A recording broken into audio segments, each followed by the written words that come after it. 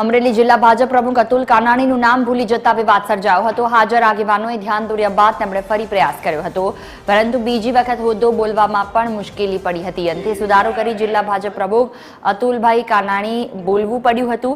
પ્રથમ દિવસે થયેલી આ ભૂલ ભારે ચર્ચાનો વિષય બની।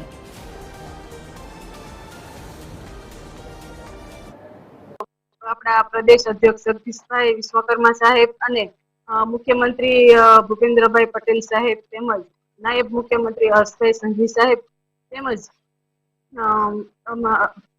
તેમજ કૌશિકભાઈ વેકરિયા સાહેબ અને લોકપ્રિય સાંસદ ભરતભાઈ સુતરિયા સાહેબ તેમજ અમરેલી જિલ્લા ભાજપ